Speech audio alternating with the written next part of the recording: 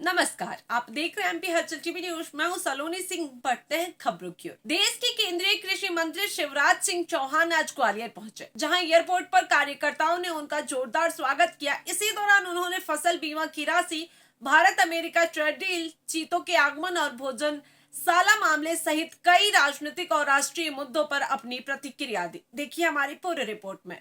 महान क्रांतिकारी चंद्रशेखर आजाद की शहादत दिवस पर श्रद्धांजलि अर्पित करते हुए केंद्रीय मंत्री ने कहा कि चंद्रशेखर आजाद ने देश की स्वतंत्रता के लिए अपना सर्वस्व न्योछावर कर दिया। उनका जीवन साहस, त्याग और राष्ट्रीय भक्ति का प्रतीक है। उन्होंने कहा कि हम सभी को देश के लिए समर्पित भाव से कार्य करने का संकल्प लेना चाहिए और अपने कर्तव्यों का पालन ईमानदारी, मेहनत और निष्ठा के साथ करनी चाहिए।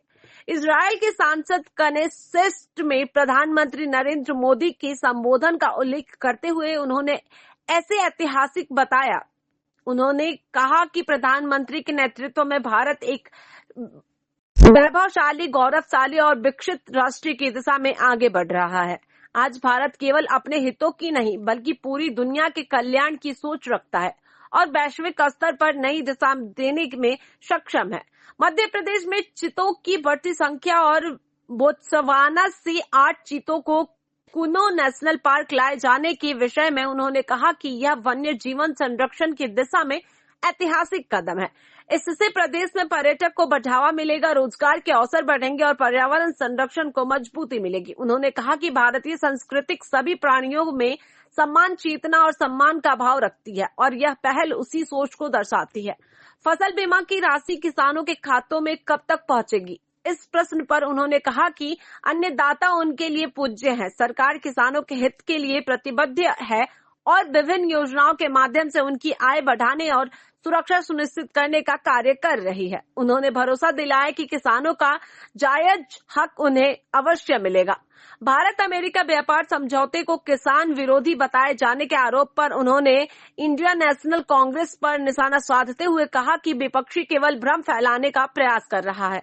उन्होंने स्पष्ट किया कि सरकार किसी भी समझौते में देश और किसान के हितों से समझौता नहीं करेगी।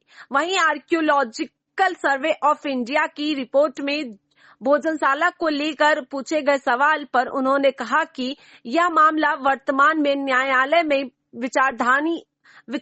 विचाराधीन है, इसलिए अंतिम निर्णय अदालत के समक्ष प्रस्तुत तथ्यों के आधार पर ही होगा। कुल मिलाकर ग्वालियर दौरे के दौरान केंद्रीय कृषि मंत्री ने किसानों, पर्यावरण, राष्ट्रीय गौरव और राजनीतिक मुद्दों पर सरकार की प्राथमिकताओं को पूजे न गए सही तो फिर ये मंत्र कौन अपनाएगा? तोपों के मुंह से कौन अकर छातियां अपनी अड़ाएगा? चूमेगा फंदे कौन गोलियां, कौन बख्श पे खाएगा? अपने हाथों अपने मस्तक फिर आगे कौन बढ़ाएगा? पूजे न गए सही तो फिर ये बीज कहाँ से आएगा? धरती को माँ कहकर माटी माथे से कौन लगाएगा? उनके चरणों में बारंबार प्रणाम करता हूँ। भारत माता की स्वतंत्रता के लिए उन्होंने अपना सर्वस्व न्योछावर किया और वो आज भी हमारी प्रेरणा है। वो देश के लिए संपूर्ण जीवन दे के गए।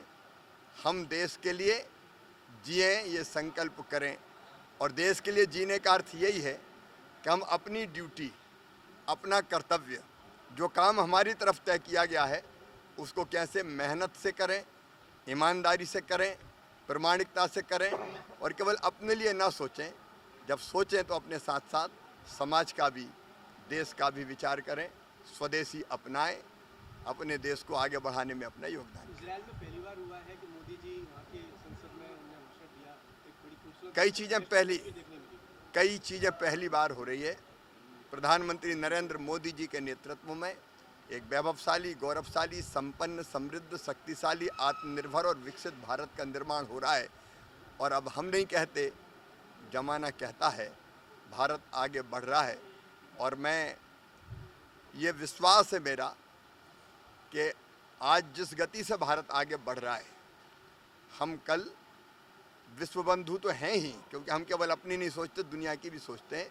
दुनिया को बेहतर दिशा देने में सक्षम होंगे, समर्थ होंगे। चीते आ रहे हैं, कल एक बार फिर से बोत्सवाना से लगातार संख्या बढ़ रही है। स्वागत है, पर्यटन भी बढ़ेगा और ये धरती केवल हमारे लिए नहीं है। एक ही चेतना सब में है, मनुष्यों में भी वही चेतना है। लेकिन मनुष्यों के साथ साथ प्राणियों में भी वही चेतना है, पशुओं में, पक्षियों में, नदियों में, पर्वतों में, पहाड़ों में, ग्रह नक्षत्र तारों में एक ही चेतना है।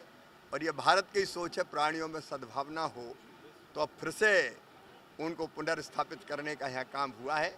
इससे न केवल टूरिज्म बढ़ेगा, जीव के प्रति जो हमारा कर्तव्य है हम उसकी पूर्ति भी करेंगे और पर्यावरण भी बचेगा।